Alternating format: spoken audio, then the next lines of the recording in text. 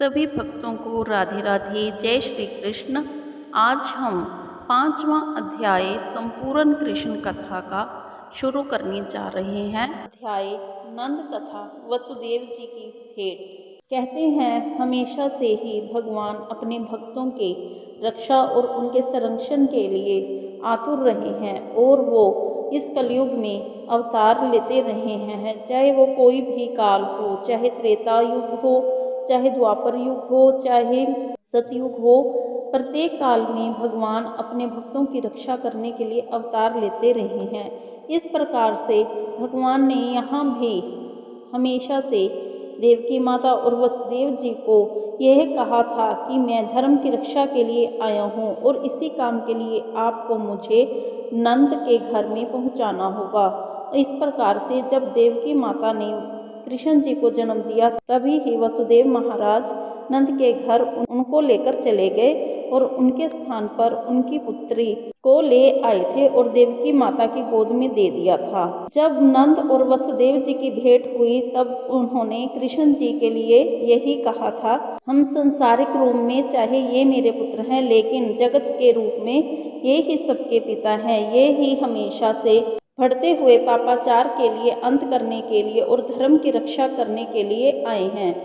सुखदेव गोस्वामी ने यहाँ एक विषय को उजागर किया है कि हमेशा से भगवान भक्तों की और साधुओं की रक्षा के लिए तत्पर रहे हैं। वो हमेशा ही अपने भक्तों की रक्षा के लिए स्वयं ही अवतार लेते आए हैं। श्रीमद् भागवत गीता के अध्याय 4 में और श्लोक 7वें 8वें में भी श्री कृष्ण भगवान ने स्वयं कहा है, यदा यदा हि धर्मस्य ग्लानिर्भवति भारत अभ्युत्थानं धर्मस्य तदात्मानं सृजाम्यहम् परित्राणाय साधूनां विनाशाय च दुष्कृतां धर्म संस्थापनार्थाय संभवामि युगे युगे। अर्थात श्रीमद् भागवत गीता के अध्याय 4 और श्लोक 7वें 8वें का यह प्रसिद्ध श्लोक है, जिसमें श्री कृष्ण भगवान द्वारा अर्जुन को यह आश्वासन दिया गया है, जिसका अर्थ ये है कि हे अर्जुन, हे कुंते, जब जब भी धर्म की हानि और नैतिकता का पतन होता है, अधर्म की वृद्धि होती है, अन्याय होता है, जन सामान्य पर अत्याचार किया जाता है, साधुओं का पतन होता है, तभी उन्हीं की रक्षा के लिए मैं सदा साकार रूप में प्रकट होता हूँ और धर्म की रक्षा करता हूँ और अवतार लेता हूँ। यद्यपि कृष्ण वासुदेव तथा देवकी के असली पुत्र थे, किंतु कंस के अत्याचारों के कारण वे अपने पुत्र का जन्मोत्सव नहीं मना सके थे। फिर भी धर्मपिता नंद महाराज के अत्यंत उत्साह के साथ कृष्ण का जन्मोत्सव मनाया गया। दूसरे ही दिन यह घोषणा कर दी गई कि यशोदा के पुत्र हुआ है। वैदिक प्रथा के अनुसार नंद महाराज के विद्वान ज्योतिषियों तथा ब्राह्मणों को जन्म संपन्न कराने के लिए आमंत्रित किया गया। शिशु के जन्म उपरांत ज्योतिषी जन्म लगन की गणना करते हैं और शिशु के भावी जीवन को जन्म पत्री तैयार करते हैं। शिशु के जन्म के बाद एक अन्य उत्सव किया जाता है। उसमें परिवार के लोग स्नान करके शुद्ध होते हैं और आभूषण तथा सुंदर वस्त्रों से अपने आप को सजाते हैं और तब वे सब शिशु तथा ज्योतिषी के समक्ष शिशु का भविष्य सुनने के लिए उपस्थित होते हैं। अतः नंद महाराज तथा उनके परिवार के अन्य लोग वस्त्राभूषित होकर जन्म स्थान के समक्ष आकर बैठ गए। इस अवसर पर समवेत सारे ब्राह्मणों ने अनुष्ठानों के अनुसार शुभ मंत्रोच्चार किया और ज्योतिषियों ने जन्मोत्सव संपन्न कराया। इस अवसर पर सारे देवी देवताओं तथा पितरों की पूजा की जाती है। नंद महाराज ने ब्राह्मणों को 2 लाख अलंकृत गौएं दान की। आभूषणों से सुशोभित अन्न के ढेर भी ढेर के दान किए। कहा जाता है कि नंद महाराज ने अपनी संपत्ति का आधे से ज्यादा भाग दान दक्षिणा में लुटा दिया और बहुत ही सुख समृद्धि से धन धान्य सभी में बांटा। इस संसार में धन धान्य की प्राप्ति कई प्रकार से होती है, किंतु कभी कभी यह प्राप्ति ईमानदारी तथा पवित्र साधनों से नहीं होती, किंतु संपत्ति संचय की यह प्रकृति है। अतः वैदिक आदेशों के अनुसार इस तरह अर्जित संपत्ति की शुद्धि ब्राह्मणों को गौएं, सोने का दान देकर की जाती है। नवजात शिशु की शुद्धि भी ब्राह्मणों को अन्न दान देकर की जाती है। हमें सदैव समझना चाहिए कि इस संसार में हम सदैव कुछ समय के लिए ही इस अवस्था में आए हैं जब हमें मनुष्य देह प्राप्त मिली है, और हम कभी ना कभी मृत्यु को प्राप्त हो जाएंगे। इसी प्रकार से हमें कुछ अपने संचित धन में से कुछ धन दान करना चाहिए, चाहे वो ब्राह्मण हो, चाहे कोई असहाय हो, चाहे वो कोई निर्बल या गरीब हो। उन्हीं की सहायता के लिए हमें अपने धन का कुछ न कुछ भाग दान करते रहना चाहिए।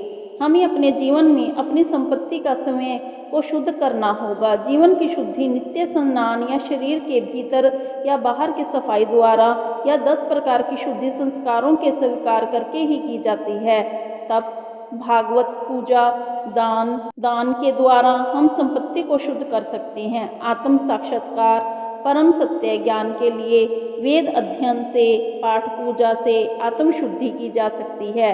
और वेदों में कहा गया है कि जन्म के प्रत्येक व्यक्ति की जन्म जब होता है तो प्रत्येक व्यक्ति शूद्र ही होता है, और शुद्धि संस्कार के बाद ही उसे दूसरा द्विज बनता है। वेदों के अध्ययन से मनुष्य विप्र बन जाता है, जो ब्राह्मण बनने के लिए अनिवार्य योग्यता है। यहाँ किसी भी जाति विशेष से कोई संबंध नहीं है। यहाँ पर भगवान ने समय सुखदेव गोस्वामी जी ने सभी मनुष्य को लिए एक ही चीज निर्धारित की है कि सभी मनुष्य जन्म से लेकर मृत्यु आने तक वह अपनी जाति बंधन में बंधा हुआ हर एक काम करता है। जैसे कि पहले ही कहा है कि जन्म के समय वे शूद्र होता है, उसके बाद द्विज, और उसके बाद वह वेद अध्ययन करके विप्र बन जाता है। अर्थात ये किसी जाति विशेष से संबंध नहीं है। जब मनुष्य परम सत्य को परिरूपण समझ लेता है तो वह ब्राह्मण ही कहलाता है, चाहे वो किसी भी जात का हो। जब ब्राह्मण और अधिक पूर्णता को प्राप्त कर लेता है तो वह वैष्णव या भक्त बन जाता है। हमने कई ऐसी उदाहरणें देखी है कि भगवान ने अपने भक्त वत्सला के कारण कभी भी किसी भी भक्त विशेष पर या विशेष कृपा नहीं की है। फिर सुदामा को भी वही स्थान दिया है जैसा कि अर्जुन को दिया है। इस प्रकार भक्त और भगवान के बीच जाति पाति या बंधन विशेष या फिर किसी भी राज्य या किसी भी और पद प्रतिष्ठा का कोई भी कारण नहीं बनता। उन्होंने अपने भक्तों के स्नेहवश ही उनको स्वीकार किया है। ये ही उनकी विशेष विशेषता है। इसी प्रकार हमें जब भी हम भक्त का निरूपण करना हो तब हमें किसी भी प्रकार की पाठ पूजा या किसी और अलंकृत वस्तुओं से उनको प्रसन्न करने के लिए नहीं, अपितु उनका प्रेमा भक्ति से ज्यादा कोई और अधिक वस्तु प्यारी नहीं है। इस उत्सव पर एकत्रित सारे ब्राह्मणों ने शिशु के सौभाग्य के लिए विविध वैदिक मंत्रों का सत्वन किया, विविध मंत्रोच्चार किए। सूत, मगध, बंधी तथा विरुदावली कहते हैं। इन मंत्रों से गीतों का उच्चारण अतिरिक्त भैरी और धुंदंबियां भी घर में बाहर बज रही थी। इस अवसर पर सारे घरों और गोचरों में हर्ष ध्वनियां सुनाई पड़ी। घरों के भीतर और पिसे हुए चावल, नाना प्रकार के कलापूर्ण चित्र दिखाई दिए। सड़कों तथा गलियों में सुगंधित जल छिड़का गया। छतों और छज्जों पर विविध प्रकार की झंडियां बंधनवार बंधाए गए।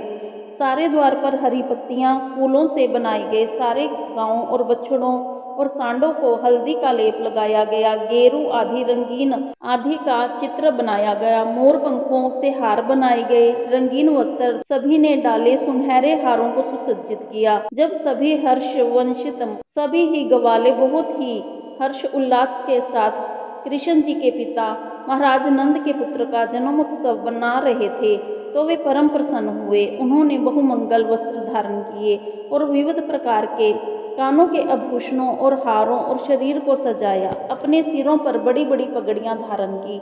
इस प्रकार वस्त्र आभूषण पहनकर विविध प्रकार की भेंटें लेकर नंद महाराज के घर आए।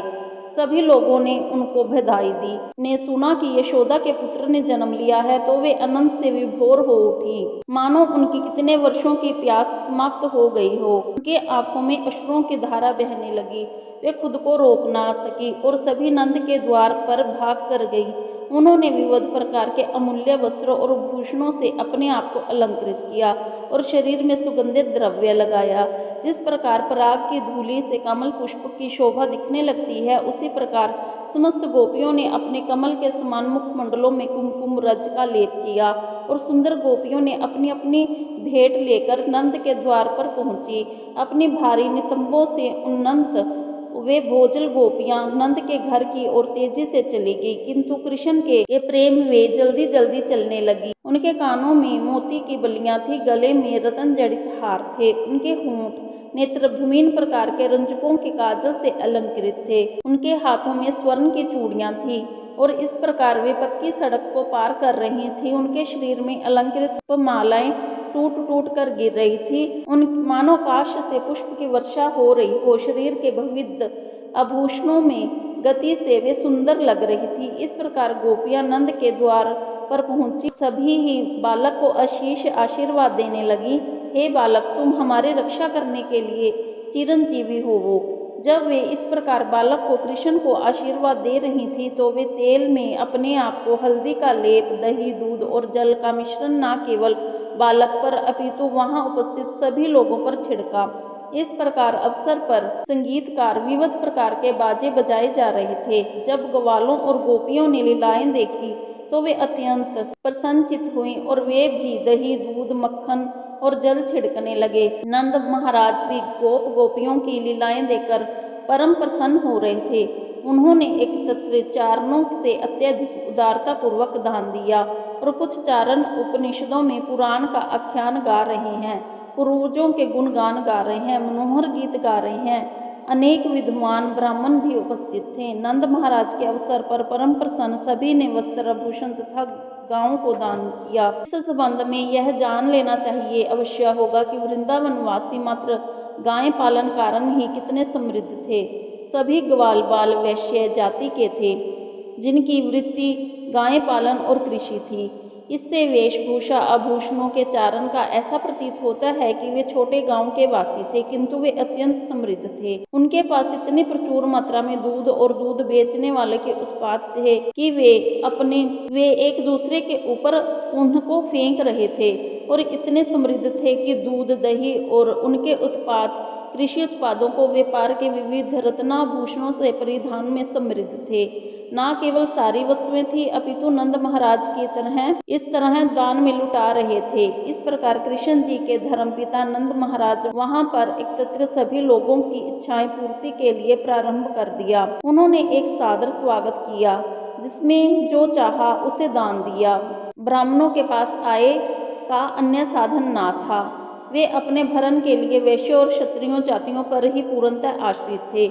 इस प्रकार से जन्म दिवस, ब्याह, शुभ अवसर और उपहार प्राप्त होते रहते थे। इस अवसर पर नंद महाराज भगवान विष्णु की पूजा कर रहे थे और लोगों की इच्छाएं भी पूरी कर रहे थे और प्रयास करने लगे कि एकमात्र अभिलाषा यही थी कि नवजात शिशु कृष्ण प्रसन्न रहे। बस इसका तनिक भी ज्ञान न था कि ये बालक विष्णु का मूर्त है और रक्षा के लिए भगवान विष्णु से प्रार्थना कर रहे थे। बलराम जी की माता रोहिणी देवी वसुदेव की अत्यंत भाग्यशाली पत्नी थी। यहाँ तक कि वे अपनी पत्नी से दूर ही थी, किंतु महाराज नंद के पुत्र कृष्ण के जन्मोत्सव पर उन्हें बधाई देने के लिए उन्हें बहुत ही सुंदर सुंदर वस्त्र धारण किए। वे माला, कंठहार, अन्य आभूषण पहनकर उस स्थान पर गई और इधर उधर टहलने लगी। वैदिक प्रथा के अनुसार जिस स्त्री का पति घर में नहीं होता वे श्रृंगार नहीं करती, किंतु रोहिणी के पति दूर होने पर भी इस अवसर पर श्रृंगार किया। कृष्ण जन्मोत्सव के वैभव को यह स्पष्ट है कि उस समय वृंदावन सभी प्रकार से संपन्न था। इस प्रकार भगवान श्री कृष्ण ने राजा नंद तथा माता यशोदा के घर में जन्म लिया और लक्ष्मी देवी को वृंदावन का अपना ऐश्वर्य प्रकट करना ही पड़ा। ऐसा प्रतीत हो रहा था मानो वृंदावन पहले से ही लक्ष्मी देवी क्रीड़ा स्थल बन चुकी है। जन्मोत्सव के बाद नंद महाराज ने कंस के लिए वार्षिक को चुकता करने के लिए उद्देश्य से मथुरा जाने का निश्चय किया। जाने से पहले उन्होंने गांव के सक्षम वालों को बुलाया और उनकी उपस्थिति में वृंदावन की देख रेख करने का आदेश दिया। उनकी अनुपस्थिति में वृंदावन की देख रेख करने के लिए कहा। जब नंद महाराज मथुरा आए तो वसुदेव को समाचार मिला और वे अपने मित्र को बधाई देने के लिए परम उत्सुक हुए। वे तुरंत उस स्थान में गए जहां नंद महाराज ठहरे थे। जब नंद जी ने वसुदेव को देखा तो उन्हें लगा मानो नया जीवन दान मिला हो। नंद जी भी भाव विभोर होकर खड़े हो गए और उन्होंने वसुदेव का आलिंगन किया। वसुदेव जी का स्वागत करके उन्होंने सुंदर आसन पर बिठाया। उस समय वसुदेव अपने दोनों पुत्रों के लिए बहुत ही प्रसन्न थे, जिन्होंने नंद की जानकारी के बिना उनके संरक्षण में रख दिया था। वासुदेव की अत्यंत चिंता पूर्वक उनके विषय में पूछताछ की। कृष्ण और बलराम दोनों ही वसुदेव जी के पुत्र हैं। बलराम को वसुदेव की ही माता रोहिणी के घर में स्थानांतरित किया था, जैसे कि पहला बताया जा चुका है, किंतु रोहिणी को नंद महाराज के संरक्षण में रखा गया था। नंद महाराज जानते हैं कि बलराम वासुदेव जी के पुत्र हैं, किंतु उन्हें यह ज्ञात न था कि कृष्ण भी वसुदेव जी के ही पुत्र हैं। वसुदेव को पता था कि अतः उन्होंने प्रसन्नता पूर्वक कृष्ण और बलराम दोनों को कुशल क्षेम पूछी। फिर वसुदेव जी ने नंद को संबोधित करते हुए कहा, बंधुवर, इस वृद्धावस्था में आपकी परम इच्छा थी कि पुत्र उत्पन्न हो, किंतु आपका कोई पुत्र उत्पन्न न हुआ। अब भगवान की कृपा से आपको सुंदर पुत्र की प्राप्ति हुई है। मेरे विचार से यह अवसर आपके लिए अत्यंत शुभ है। हे मेरे मित्र, मुझे तो कंस ने बंदी बना लिया था और अब मैं रिहा कर दिया गया हूँ, अतएव मेरे लिए यह एक नया जन्म है। नहीं थी कि मुझे आपके दर्शन भी मिलेंगे, किंतु ईश्वर की कृपा से अब मैं आपको देख रहा हूँ। वसुदेव जी ने कृष्ण के संबंध में इस प्रकार से अपनी चिंता व्यक्त की। कृष्ण जी को गुप्त रूप से माता यशोदा की शैया में भेजा गया था और अब उसके जन्मोत्सव को धूमधाम मनाने के बाद नंद मथुरा आए थे। अतः वसुदेव अत्यंत प्रसन्न हुए और बोले, यह मेरा नया जन्म है। उन्होंने कभी यह आशा नहीं की थी कि कृष्ण जीवित रह पाएंगे, क्योंकि कंस ने उनके लिए सभी पुत्रों का वध कर दिया था। वसुदेव जी कहते हैं, हे मेरे प्रिय मित्र, हम दोनों का एक साथ रह पाना कठिन है। यदि हमारे कुटुंब या कुटुंब पुत्र या पुत्रियां हैं, किंतु प्राकृतिक नियम अनुसार हम प्राय एक दूसरे से पृथक रहते हैं। इसका कारण यह है कि प्रत्येक जीवात्मा विभिन्न सकाम कर्मों के फलस्वरूप इस पृथ्वी पर जन्म लेती है और यद्यपि वे सब एक स्थान पर एकत्र रहते हैं, किंतु दीर्घ काल तक इकट्ठे रहना निश्चित नहीं है। हर एक समय सकाम कर्मों के अनुसार पृथक पृथक ढंग से कार्य करना होगा। इस प्रकार विलग होना पड़ता है। वसुदेव जी का ऐसा कहने का तात्पर्य यह था कि 8 पुत्र हुए थे, जिसके कारण दुर्भाग्यवश वे सभी जाते रहे, यहाँ तक कि एक पुत्र कृष्ण को भी अपने पास नहीं रख पाए। वसुदेव जी का जादुई अनुभव हो रहा था और असली बात अभिव्यक्त ना कर सके और उन्होंने कृपा मुझे वृंदावन की सकुशल क्षेम बताई। इस प्रकार से उनका तात्पर्य अपने पुत्र की सुध-बुध लेना ही था। इतना कहकर, आपके पास इतने सारे पशु हैं, वे सभी प्रसन्न हैं, उनके प्राप्त घास पानी मिल रहा है, मुझे यह बताएं, इस समय आपके यहाँ उपद्रव है वो शांत है या मुक्त है? वासुदेव ने कृष्ण जी की कुशलता जानने के उद्देश्य में इतने सारे प्रश्न किए। उन्हें ज्ञात था कि कंस तथा उनके अनुयायी नाना प्रकार से असुरों को भेजकर कृष्ण का वध करने का प्रयत्न कर रहे हैं। वे सब पहले ही यह निर्णय ले चुके हैं कि कृष्ण जन्म के बाद 10 दिनों के भीतर उत्पन्न हुए सारे बालकों का वध कर दिया जाए। इस प्रकार से वासुदेव कृष्ण के विषय में अत्यधिक चिंतित थे, इसलिए उन्होंने निवास स्थान की सुरक्षा के विषय में पूछा। उन्होंने बलराम तथा माता रोहिणी का समाचार पूछा, जिन्हें नंद महाराज को सौंप दिया था। वसुदेव ने नंद महाराज को यह भी स्मरण दिलाया कि बलराम अपने असली पिता को नहीं जानता, वह आपको ही अपना पिता जानता है। अब वे आपका ही दूसरा पुत्र है, कृष्ण भी हो गया है। मेरे विचार से आप इन दोनों का ठीक से देखभाल कर रहे हैं। यह भी महत्वपूर्ण बात है कि वसुदेव जी ने नंद के गोधन से कुशल क्षेम पूछी और पशुओं की विशेष रूप से गांव की रक्षा और संतान की भांति की जाती है। वसुदेव क्षत्रिय थे और नंद महाराज वैश्य थे। क्षत्रिय का धर्म तथा प्रजा की रक्षा के लिए, वैश्य का धर्म गांव की सुरक्षा के लिए होता है। इस प्रकार से गायें उतनी ही महत्वपूर्ण होती हैं जितनी कि प्रजा। जिस प्रकार प्रजा को सभी प्रकार की सुरक्षा प्रदान की जाती है, उस प्रकार गायों को भी की जानी चाहिए। वसुदेव जी कहते हैं कि धर्म पालन आर्थिक विकास तथा इंद्रिय संतुष्टि, काम और कार्य परिजनों, राष्ट्रीय और मानवता के सहयोग पर निर्भर है। इस प्रकार से प्रत्येक व्यक्ति का कर्तव्य है कि समान नागरिकों की कोई भी कष्ट न पहुंचाए। उन्होंने बंधुओं, पशुओं और शांति सुविधा का ध्यान रखना चाहिए, तभी धर्म और काम की प्राप्ति सरलता से हो सकती है। वसुदेव जी का यह कथन है कि हमें अपने से ज़्यादा हमें अपनी प्रकृति जैसे कि गायें, अपनी जमीनें और आसपास के पशु पक्षियों का सदैव ध्यान रखना चाहिए, क्योंकि यह हमारा सदैव पालन पोषण करती हैं, हमारा ध्यान रखती हैं, ये हमारा ब्रह्म तत्व है। इस प्रकार से हमें सदैव ही इनका ध्यान रखना चाहिए। वसुदेव जी को दुख था कि देवकी से उत्पन्न हुए पुत्रों का संरक्षण प्रदान करने में वे असमर्थ रहे। उन्हें लग रहा था कि वे धर्म तथा अर्थ तथा काम सभी खो बैठे हैं। यह सुनकर नंद महाराज जी ने उत्तर दिया, हे मेरे प्रिय वसुदेव मित्र, मुझे पता है कि आप देवकी से उत्पन्न सारे पुत्रों को कंस द्वारा वध किए जाने के कारण अत्यंत ही दुखी हैं। यद्यपि अंतिम शिशु कन्या थी, किंतु कंस ने उसे भी मार दिया। वह स्वर्गलोक में चली गई। हे मेरे मित्र, शोक ना करें, हम सभी अपने विगत अदृश्य कर्मों द्वारा नियंत्रित हैं। प्रत्येक व्यक्ति अपने पूर्व के कर्मों के वश में है, जो हमें ध्यान नहीं रहता। नंद महाराज जी ने यह उजागर किया है कि प्रत्येक मनुष्य को अपने कर्मों का ही फल का भुगतान करना पड़ता है, चाहे हम उससे परिचित हों या अपरिचित। हमें एक एक कर्म का फल हमें अपने जीवन के द्वारा ही देना पड़ता है, और यह हमें मनुष्य जीवन में ही संभव हो सकता है। हमें अपने कर्मों का फल किस रूप में मिलेगा, इसी से ही नंद महाराज ने वसुदेव जी को सामना देते हुए कहा है। तब वसुदेव जी ने उत्तर दिया, मेरे प्रिय मित्र नंद, यदि आप सरकारी कर का भुगतान कर चुके हो तो शीघ्र अतिशान को लौट जाएं, क्योंकि मेरे विचार से गोकुल में उत्पात हो सकता है। नंद महाराज ने वसुदेव जी को सावधान किया और वसुदेव जी अपने घर चले आए। कर चुकाने के बाद नंद महाराज तथा उनके साथ मथुरा आए और ग्वाल वृंद भी लौट गए। इस प्रकार लीला पुरुषोत्तम भगवान श्री कृष्ण के अंतर्गत नंद तथा वसुदेव जी की भेंट नामक यह पंचम अध्याय भक्ति वेदांत तात्पर्य पूर्ण हुआ। ऐसी